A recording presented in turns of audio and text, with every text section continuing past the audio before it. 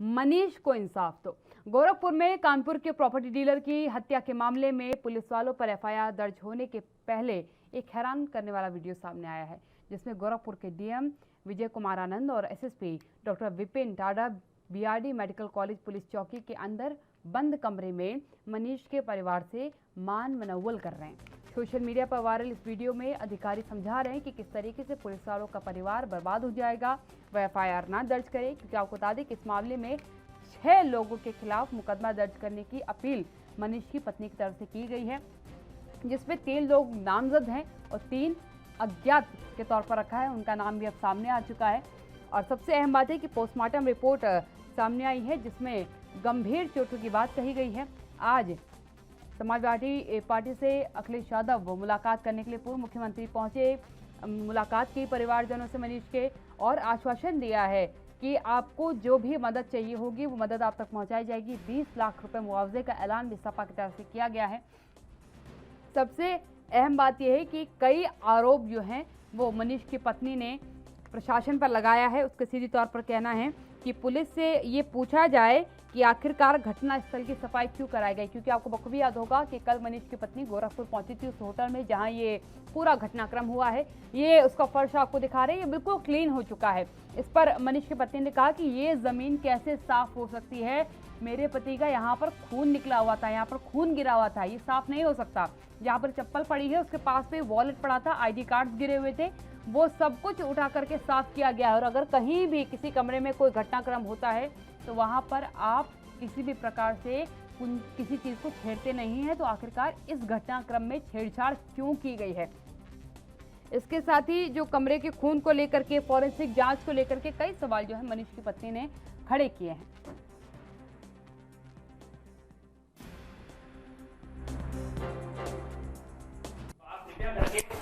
निष्पक्ष स्वतंत्र जांच करिएगा, इसके लिए मैं और कप्तान साहब स्वयं निगरानी करेंगे, ये मैं आपको आश्वस्त करता हूं। मेरी बात इसमें रख लीजिए, एक चीज मेरा अनुरोध मान लीजिए, मैं आपको एक बड़े भाई के रूप में करूंगा। कानून जो है इस पर आपको विश्वास और हमें भी, ठीक है, हम दोनों लोग मानते हैं। ये अनुरोध करूंगा कि विश्वास को आप मैं भी विश्वास रखता हूँ कि एक बार मुकदमा होने के बाद आपको अंदाजा नहीं है, मुझे पता नहीं कि आपको प्रक्रिया पता नहीं कि सालों तक कोर्ट में ये है कि उनका पहले से तो कोई झगड़ा था नहीं, वो गए थे वर्दी पहन के गए। अगर बताया ना कि क्यों हुआ है, रीजन तो मैंने आपको दिया है, इसीलिए हम आपकी बात सुबह से सुन रहे हैं। मैडम ने मुझे कहा कि आप निलंबित कर दीजिए, मैंने कर दिया, और तब तक बहाल नहीं होंगे जब तक उनको क्लीन चिट ना मिल जाए। नौकरी में बार मुझे नौकरी उनकी नहीं चाहिए भैया, मुझे उनको पूरी तरीके से नौकरी से हटाइए। मुझे या तो मुझे जान के बदले जान चाहिए। आप साफ सीधे समझिए, रिकॉर्डिंग नहीं चल रही है भैया, रिकॉर्डिंग। आप कृपया करके निष्पक्ष स्वतंत्र जांच करिएगा, इसके लिए मैं और कप्तान साहब स्वयं निगरानी करेंगे। कोई कल्पना नहीं कर सकता कि ऐसी भी घटना हो सकती है। कोई कल्पना नहीं कर सकता है कि कोई घूमने जाए, अपने साथियों के साथ व्यापार के काम के लिए जाए, और जब उसके परिवार के लोगों को सूचना मिले तो परिवार को सूचना मिले जान जाने की, मृत्यु की। ये बहुत ही गंभीर घटना हुई है और वो भी पुलिस ने किया। पुलिस की जिम्मेदारी है लोगों की सुरक्षा करने की। पुलिस की जिम्मेदारी है कि लोगों को सुरक्षा मिले। जिम्मेदारी ये बनती है कि जहां मान सम्मान की रक्षा हो वहीं जान की भी रक्षा हो। लेकिन उत्तर प्रदेश में भारतीय जनता पार्टी की सरकार में मुख्यमंत्री योगी नाथ इनके कार्यकाल में पुलिस रक्षा नहीं कर रही है, पुलिस लोगों की जान ले रही है।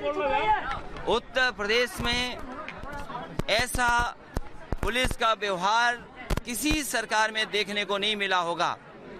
भारतीय जनता पार्टी की सरकार में और बाबा मुख्यमंत्री जी होने के बाद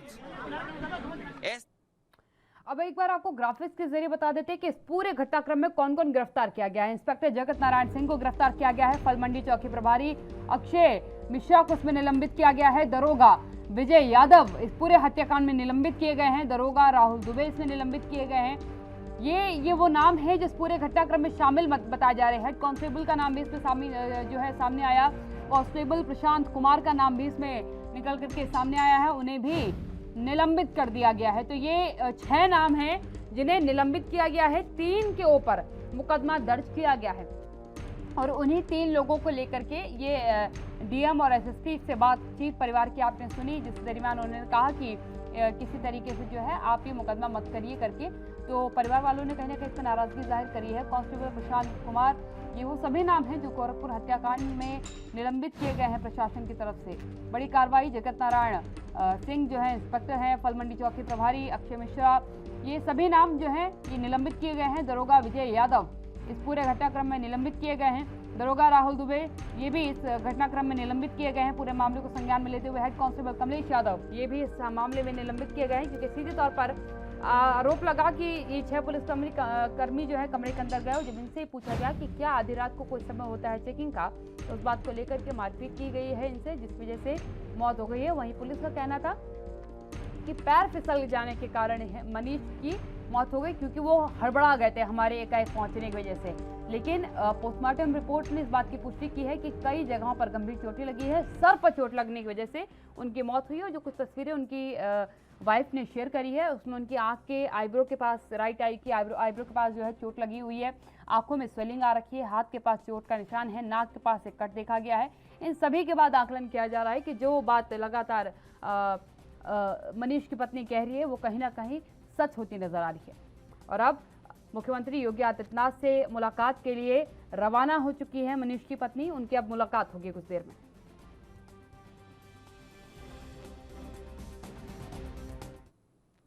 जो मांगे मनीष की पत्नी ने रखी, एक बार वो भी आप सुन लीजिए क्या कुछ है वो। 50 लाख रुपए की मुआवजा दिया जाए, ये मांग जो है मृतक मनीष की पत्नी की तरफ से रखी गई थी। सीधी तौर पर मांग थी कि इन 6 मांगों को माना जाए, सरकारी नौकरी दी जाए, पत्नी को सरकारी नौकरी दी जाए ताकि बच्चों का जो आगे का भरण पोषण है वो हो सके। इसके साथ ही केस को कानपुर नगर में ट्रांसफर किया जाए। उनका कहना है कि हम गोरखपुर लगातार बार नहीं आ जा सकते, इसलिए इस केस को कानपुर में जो है ट्रांसफर कर दिया जाए। हत्याकांड की सीबीआई जांच की मांग जो है परिवार की तरफ से की गई है। और इसके साथ ही जिस होटल में ये पूरा हत्याकांड हुआ है वहां पर उस पर कार्रवाई की जाए, इसकी भी जो है मृतक के परिवार की तरफ से मांग की गई है। दोषी पुलिसकर्मियों और अधिकारियों के खिलाफ सख्त कार्रवाई की जाए। मौत के बदले मौत की मांग जो है अब परिवार की तरफ से की गई है।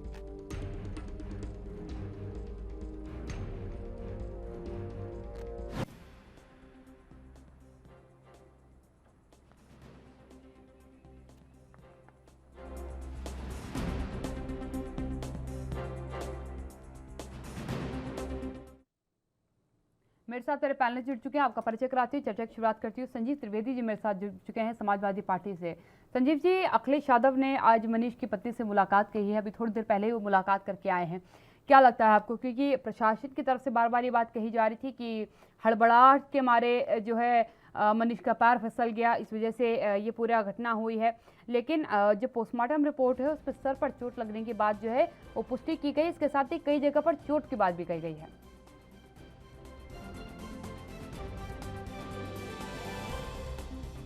दोबारा संपर्क साधने का प्रयास करेंगे संजीव त्रिवेदी से हम। सबसे अहम बात है कि एफआईआर को लेकर के पुलिस प्रशासन समझाने गया था। इस पर एडीजी लॉ एंड ऑर्डर और प्रशांत किशोर का बयान सामने आया। उन्होंने सीधी तौर पर कहा है कि ये एक छोटी क्लिप है, ये पूरी कम्युनिकेशन की एक छोटी क्लिप है जो अभी तक बात निकल करके सामने आई है और इस पर भी कार्रवाई की जाएगी।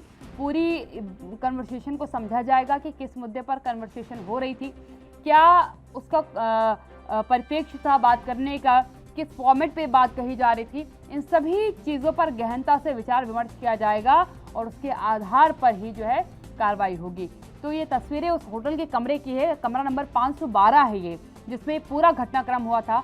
आप कमरे को देख सकते हैं और मनीष की पत्नी का सीधे तौर पर कहना है कि ये कमरा आपको जितना साफ दिखाई दे रहा है, ये कमरा उस समय उतना साफ नहीं था जितना ये अब आपको दिखाई दे रहा है, क्योंकि इस कमरे में खून गिरा था। मेरे पति के नाक पर क्योंकि चोट लगी थी, वो बड़ी मात्रा में खून जो है उनके शरीर से इस चोट की वजह से बहा था, इसलिए यहाँ पर काफ़ी ज़्यादा खून हो रखा था। उसे पोंछ करके साफ कर दिया गया है, जबकि अभी तक कोई फॉरेंसिक जांच यहाँ की नहीं हुई है।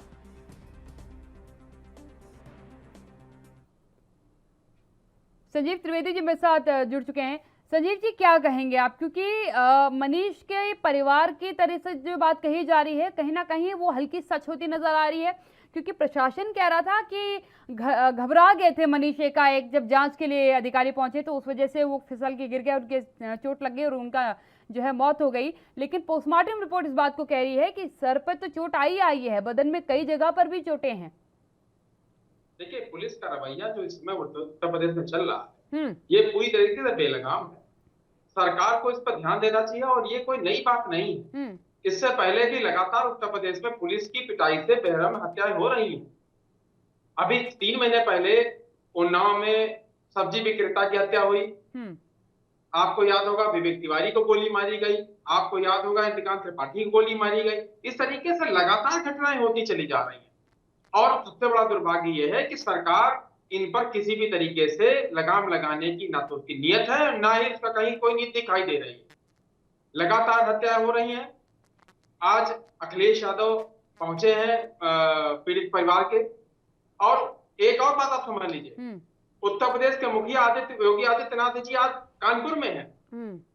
उनको अपनी रैली संबोधित नहीं करनी चाहिए, मनीष गुप्ता के परिवार से सबसे पहले मिलना चाहिए। संजीव जी, रवाना हो चुका है परिवार रवाना हो चुका है, मुख्यमंत्री से मुलाकात। नहीं, परिवार रवाना हो अलग बात, नहीं बात समझिए, ये तो और बड़ी गलत बात है। आप पीड़ित परिवार को अपने मंच पे बुला रहे हैं। नहीं, मंच पे मुलाकात नहीं होगी, कार्यक्रम से पहले मुलाकात होगी उनकी मुख्यमंत्री। पीड़ित परिवार को बुलाने का क्या मतलब है? पीड़ित परिवार के मुखिया की जिम्मेदारी है पीड़ित परिवार के घर जाने की। घर जाके कम से कम 2 करोड़ रुपए और पत्नी को नौकरी की व्यवस्था करनी चाहिए, क्योंकि उनके परिवार का आने वाले समय में किस तरीके से खर्चा चलेगा, किस तरीके से रहन सहन हो पाएगा, किस तरीके से भरण पोषण होगा, इसकी जिम्मेदारी सरकार की है। सरकार को अपनी नैतिक जिम्मेदारी लेते हुए तत्काल रूप से कम 2 करोड़ रुपए और पत्नी को नौकरी देनी चाहिए। सरकार अपने दम को दिखा रही है कि पत्नी को बुला रही है। आपको पत्नी की संवेदनाओं का ध्यान रखना चाहिए कि वो पीड़ित है, उसने अभी 2 दिन पहले अपना पति खोया है और आप उसको अपने मंच पे या आप कहीं और उसको बुला रहे हैं। नहीं संजीव जी, एक सवाल यहाँ पर और है, यहाँ पर एक सवाल और है, क्योंकि जो मनीष की पत्नी है उनकी तरफ से कई सवाल उठाए गए हैं। उन्होंने कहा कि होटल का वो कमरा जहाँ ये पूरा घटनाक्रम हुआ था उसकी साफ सफाई कर दी गई है, बस चीज़ों को उसी तरीके से रख दिया गया है जिस तरीके से चीज़ें पहले थी, क्योंकि फर्श पर खून फैला हुआ था वो खून साफ कर दिया गया है। और जो चोटों के निशान को लेकर के बात कही गई, क्योंकि पुलिस का बयान आपने भी सुना होगा जिसमें पुलिस ने कहा था कि हड़बड़ाने की वजह से पूरा घटनाक्रम हुआ। पोस्टमार्टम रिपोर्ट आई सामने, उसमें चोटों की बात कही गई है, गंभीर चोटों की बात की गई है। आग के जो आईब्रो होती है उसके ऊपर उसकी चोट का निशान है, आंखों में स्वेलिंग की बात कही गई है, शरीर के बाकी हिस्सों में भी चोट के निशान की बात कही गई है। क्योंकि आज आश्वासन प्रशासन की तरफ से दिया गया था मुलाकात का, इसलिए सुबह 4 बजे भैरव घाट में जो है उनका अंतिम संस्कार किया गया है। क्या लगता है आपको कि प्रशासन झूठ बोल रहा है, बातें छिपाने का प्रयास कर रहा है? निश्चित रूप से, देखिए निश्चित रूप से झूठ बोल रहा है। इसमें किसी भी तरीके का शक शुबा किसी आदमी को नहीं होना चाहिए। प्रशासन अपने आप को बचाने के लिए वहां पर खून की धुलाई की है। इस तरीके से बहुत इसकी जांच तत्काल रूप से फोरेंसिक को करनी चाहिए थी, नहीं की गई। ये ब्लंडर है। पुलिस जानबूझ के सारी चीजों को डिले कर रही है जिससे कि जो सबूत हैं वो सारे नष्ट हो जाएं और आने वाले समय में पुलिस अपने आप को बली कर। ये पहली बार नहीं हुआ, इससे पहले 3 महीने पहले भी जो फैसल हत्याकांड हुआ है उसमें भी यही हुआ। उसमें भी पुलिस ने कहा कि नहीं वो लड़का अपनी मर्जी से मर गया। ऐसे ये कह रहे हैं कि वे भी गिर के मर गया। तो पुलिस जो भी हत्याएं कर रही है उसमें लोग गिर के कैसे मर जाते हैं मैं समझ नहीं पा रहा हूँ। संजीव जी, आप ही की बात पे सवाल पूछ रही हूँ, आप ही की बात पे सवाल पूछ रही हूँ, क्योंकि जिन 6 पुलिस कर्मियों के नाम पर मुकदमे की बात कही गई है, मनीष की पत्नी की तरफ से जो मांग की गई है कि इन 6 लोगों पर जो है आपराधिक मुकदमा दर्ज किया जाए, उसके तहत कार्रवाई की जाए, मौत के बदले अब मौत चाहिए, जान के बदले अब जान चाहिए, उन्होंने कह दिया। इन 6 पुलिसकर्मियों में एक ऐसा पुलिसकर्मी भी शामिल है जिसकी कस्टडी में अभी तक 3 बार लोगों की मौत हो चुकी है। और इससे पहले आपको याद होगा कि प्रशासन की तरफ से ऐलान किया गया था कि जिन भी पुलिसकर्मियों पर कोई दाग रहा है, दागी तौर पर वो अधिकारी जाने जाते हैं, उन पर कार्रवाई की जाएगी। तो वो अधिकारी कैसे बच गया जिसकी कस्टडी में ऑलरेडी 3 लोगों की मौत हो चुकी है? बिल्कुल, यही तो मैं बार बार मुद्दा उठा रहा हूँ कि महोबा का वो एसपी कहाँ है? जिसे हत्या की, निर्मल त्रिपाठी की हत्या की थी, उसके बावजूद वो फरार है और सरकार ढूंढ नहीं पा रही है। ऐसे अपराधियों को अगर आप थाना पुलिस दे देंगे, ऐसे अपराधियों को अगर क्षेत्र में न्याय की व्यवस्था के लिए आप लगा देंगे, तो निश्चित रूप से अपराध कम नहीं होगा, अपराध बढ़ेगा। और वो सारे लोग इसके लिए जिम्मेदार हैं। आज मनीष गुप्ता अगर हमारे बीच में नहीं है तो इसके लिए पूरी जिम्मेदारी सरकार की है कि सरकार ने ऐसे अधिकारियों को अगर पोस्ट किया है जिनकी जिम्मेदारी न्याय को बनाना होना चाहिए, ना कि न्याय को बिगाड़ना होना चाहिए। लेकिन सरकार ने जानबूझ के ऐसे लोगों को वहां पे पोस्ट किया हुआ है जिन लोगों ने लगातार पुलिस की कस्टडी में हत्याएं हुई। आप खुद ही बता रहे हैं कि 3 हत्याएं हुई ऐसे अधिकारी के अंडर में। इससे बड़ा और दुर्भाग्य क्या हो सकता है? सरकार को कोई भी अपनी नैतिक जिम्मेदारी लेनी चाहिए और नैतिक जिम्मेदारी लेते हुए उन सारे लोगों को तत्काल रूप से दंडित करना चाहिए। ठीक है, प्रदीप भटनागर जी मेरे साथ जुड़ चुके हैं, बीजेपी प्रवक्ता हैं ऑनलाइन पर। भटनागर साहब, क्या कहेंगे आप? ये जो पूरा घटनाक्रम गोरखपुर से सामने आया हत्याकांड का, अब अभी तक तो आपका पुलिस प्रशासन ही कह रहा था कि घबरा गए एकाएक मनीष, इस वजह से उनका पैर फिसल गया, उनकी मौत हो गई। पोस्टमार्टम रिपोर्ट कह रही है कि नहीं जनाब, बहुत गंभीर चोटें हैं उनके शरीर पर, सर पर चोट आने की वजह से उनकी मौत हुई है। जवाब चाहूंगी। देखिए, पहले तो ये बहुत दर्दनाक घटना है जो पुलिस की हरकतों से हुई है। मैं इसको बिल्कुल डिनाई नहीं करूंगा। प्रशासन की गलतियां हैं। प्रशासन, पुलिस का जिन्होंने गलती करी है, अधिकारियों ने, वो भुगतेंगे और जेल जाएंगे। उनके खिलाफ FIR हो गई है और वो जेल जाएंगे। देखिए, पोस्टमार्टम की जो रिपोर्ट कहेगी उसके अकॉर्डिंग ये FIR दर्ज होनी है। अधिकारी सिपाही इंस्पेक्टर जो है कोई नहीं बचेगा। सख्त शासन के आदेश हो गए हैं। मगर बड़े दुख की बात तो यह है कि हमारे साथी जो विपक्षी पार्टियां हैं, ये देखिए राजनीतिकरण करने के लिए टोपी लगाकर और समाजवादी पार्टियों की टोपियां पहनकर वहां राजनीति करने पहुंच गए। अगर संवेदना थी, विरोध था, तो आप बिना टोपियों के भी जा सकते थे। मगर आपको चुनाव और राजनीति दिख रही थी तो आप इस चीज को लेके गए। ये बहुत शर्म की बात है। ये घटना तो है, ये बहुत बड़ी घटना जो प्रदेश में हुई है, इतनी शर्म की बात। मगर जो समाजवादी पार्टी ने किरदार निभाया, ये शर्म की बात है। टोपी पहन के और जो अपना झंडा दिखाया वहां पे सर पे बांध के लोगों ने, ये और दर्दनाक बात है कि देख गया कि लाश के ऊपर राजनीति करना चाहती समाजवादी पार्टी, संवेदना दिखाना नहीं चाहती थी वहां पे। और बाकी मैं तो आश्वस्त करूंगा जनता को भी, जो मेरे साथ बैठे उन्हें भी, कि एक को नहीं छोड़ा जाएगा। जो अधिकारी है, सिपाही हो, इंस्पेक्टर हो, जो भी हो, किसी पे माफीनामा है ही नहीं, करते ही माफीनामा नहीं है। शासन ने आदेश कर दिए। माफीनामा आप नहीं दे रहे ना, अधिकारी तो जा करके मांग कर रहे हैं कि माफ कर दीजिए, छोड़ दीजिए, जुडिशियल प्रोसेस बहुत लंबी होती है। देखिए, मीडिया ने अपना देखा ही होगा। हाँ, देखिए काव्या जी, मीडिया ने जो इतना अपना बड़ा रोल निभाया है और सच्चाई को सामने रख के दिखाया है, उसको डिनाई नहीं कर सकते। मैं उसे एक्सेप्ट करता हूँ और जो चीज दिखाई गई है वास्तविकता, वो भी मानता हूँ। और उसके तहत शासन और प्रशासन ने भी कहा कि नहीं, जो गलत है वो गलत है, जो सही है सही है। अधिकारी क्या कह रहे हैं ये नहीं माना जा रहा। जो रिपोर्ट कहेगी, जो घटना हुई है उस पर ध्यान दिया जाएगा। उसके मुताबिक ही जिसने भी ये घटनाक्रम में जितने शिरकत करा है, जो मुजरिम है, उन्हें छोड़ा नहीं और बख्शा भी नहीं जाएगा। ठीक है संजीव जी, राजनीति करने का आरोप लगाया आपके ऊपर कि आप वहां पर किसी प्रकार का सांत्वना देने नहीं गए थे, आप अपनी टोपी लगा करके, झंडे लेकर के गए थे ताकि सियासत चमकाया जा सके आगामी चुनाव में। आज इनको दुर्भाग्य करना चाहिए, आज इनको दुख व्यक्त करना चाहिए मनीष गुप्ता की हत्या का। लेकिन इनको दुख इस बात का है कि समाजवादी पार्टी के नेता उनके परिवार से सांत्वना देने क्यों पहुंचे। आज इनको इस बात के लिए कोसना चाहिए कि योगी आदित्यनाथ जी वहां पर रैली कर रहे हैं कानपुर के अंदर। इनको सबसे पहले इस बात पे मुद्दा बनाना चाहिए खुद कि आज रैली स्थगित करिए और सबसे पहले पीड़ित परिवार के पास जाइए, पीड़ित परिवार को सांत्वना दीजिए। लेकिन सांत्वना देने का काम नहीं हो रहा है। कानपुर के अंदर ही आज योगी आदित्यनाथ जी है, कहीं बाहर नहीं है। उनके मंच से और उनके घर तक की दूरी बहुत ज्यादा 5 से 6 किलोमीटर होगी। वो 5-6 किलोमीटर दूरी तय करना नहीं चाह रही सरकार। सरकार को यह दिखाई दे रहा है कि वहां टोपी लगा के समाजवादी पार्टी के लोग पहुंच गए, लेकिन सरकार को यह नहीं दिखाई दे रहा है कि वहां पे जो रैली हो रही है, जो राजनीति का दूसरे कारण काम हो रहे हैं भारतीय जनता पार्टी द्वारा, उस पर कोई टिप्पणी की नहीं है।